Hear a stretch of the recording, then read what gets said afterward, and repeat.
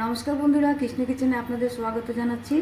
আজকে আমি বানাচ্ছি ছানার তরকারি। তার জন্য এখানে আমি 1 লিটার দুধকে ভিনিগার দিয়ে ফাটিয়ে নিচ্ছি। এবার এই ছানার জলটা আমি ছাঁকনাতে ছেঁকে নিচ্ছি।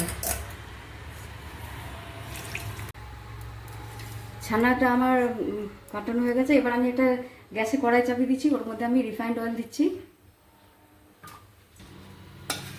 1.5 চামচ আদা গ্রেট করে দিচ্ছি, আর 3-4টে কাঁচা লঙ্কা কুচিয়ে দিচ্ছি। ঝালটা আপনারা বুঝে দেবেন। আর আধা চা চামচ আমি গোটা জিরে দিলাম, আর দিলাম 4টে এলাচ, আর 4টে লং, আর 2-3টে শুকনো লঙ্কা চামচ বেসন দিয়ে দিচ্ছি।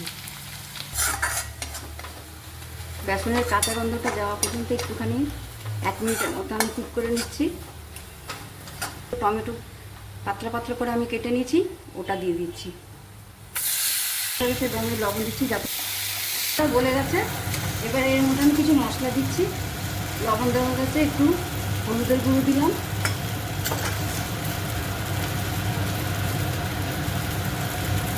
1 চামচ জিরে গুঁড়ো দিলাম,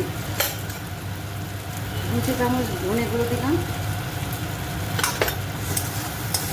মশলাটা যাতে একটু পুড়ে না যায়, তার জন্য আমি একটুখানি অল্প জল দেব।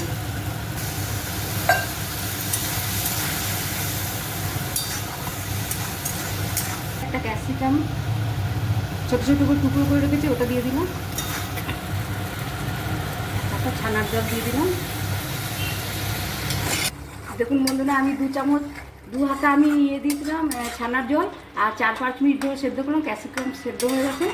এবার আমি ছানাটা দিয়ে দিচ্ছি।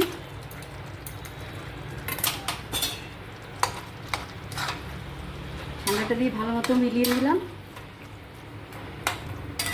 এই ছানার তরকারিটা আপনারা একবার হলেও বানিয়ে খাবেন। এটা খেতে খুবই টেস্টি লাগে। এটা রুটি, পরোটা, লুচি এগুলোর সাথেই ভালো যায়। একদম টেস্টের ব্যালেন্সের জন্য 1 চামচ চিনি দিয়ে দিলাম, আর একটু কস্তুরি মেথি দিয়ে দিলাম ক্র্যাশ করে,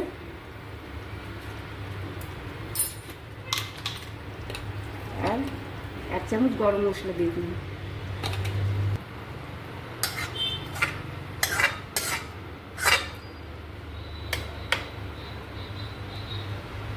আপনারা একবার হলে এটা বানিয়ে খাবেন, আর খেয়ে আমাকে লাইক, শেয়ার আর সাবস্ক্রাইব করবেন। আজকের মতো এখানেই আসছি। নমস্কার।